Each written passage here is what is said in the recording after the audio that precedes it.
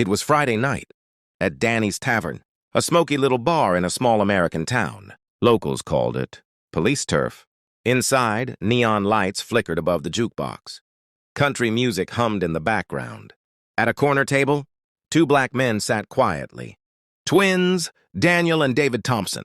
They had barely touched their beers, when three off-duty officers formed a half-circle around them.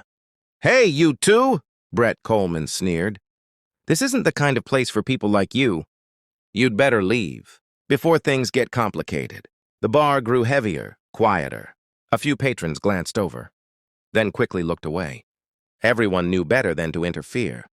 When local cops flexed their authority, Daniel didn't even look up from his bottle. He was calm. Almost too calm. "Is there a problem, officer?" That composure rattled Rick Torres, Brett's partner. Something about the twins felt different. Not afraid, not submissive, just patient. Jake Morrison, the youngest and drunkest, laughed harshly. "Don't you get it? This is our turf. We don't like suspicious faces." Hanging around, Daniel finally raised his eyes. Sharp, analytical. In half a second, he had cataloged Brett's unprotected stance, Rick's twitching hand, hovering near his gun, Jake's unsteady posture. Meanwhile, David had already counted the cameras, clocked the emergency exit, and noticed bar owner Luis, filming nervously from behind the counter. The twins exchanged a glance. Just half a second, but loaded with meaning, a lifetime of shared experience. This wasn't fear. This was assessment. "We're just having a quiet drink," David said evenly. "But if you insist, we'll finish up and leave." "No." Brett slammed his palm on the table.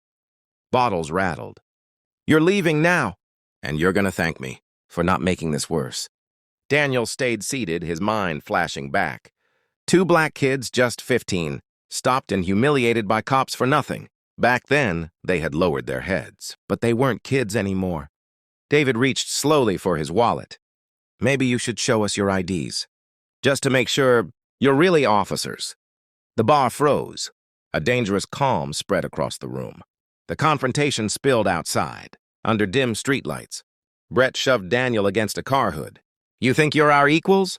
You think you belong here?" Jake circled David, slurring. "Bet you've got drugs." "You people always do." Rick Torres shifted uneasily. His instincts screamed wrong. But Brett was drunk with power. Jake, drunk with whiskey.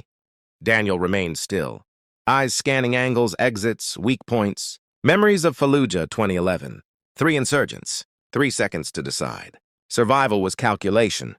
"Hands behind your back!" Brett snapped, flashing cuffs. Daniel finally turned, his voice steel. "No."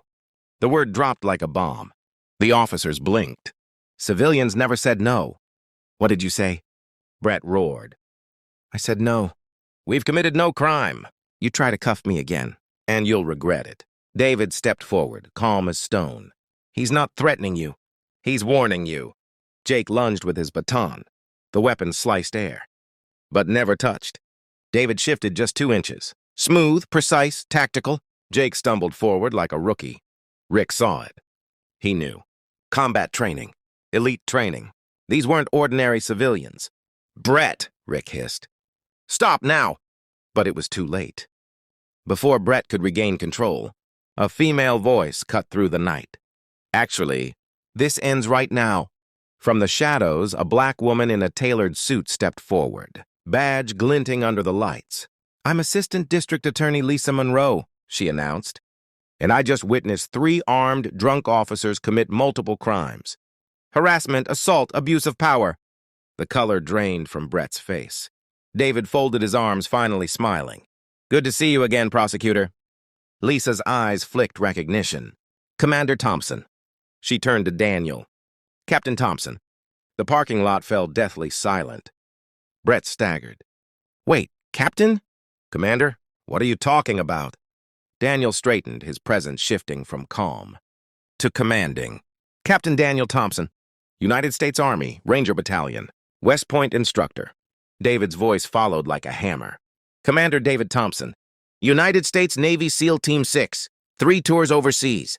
The silence broke only with Jake's nervous laugh. "If we'd known you were military—" David cut him off sharply.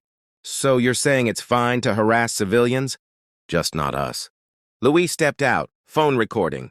I've already called the county sheriff. 4 cameras, multiple witnesses. Every second of this is online. Lisa swiped her tablet. I've got 3 videos already sent to local news. Gentlemen, your careers are over. Rick collapsed on the curb, face in his hands. He knew it was finished. Daniel looked Brett dead in the eye. We warned you. Not all who look vulnerable are weak. And tonight, your arrogance destroyed you.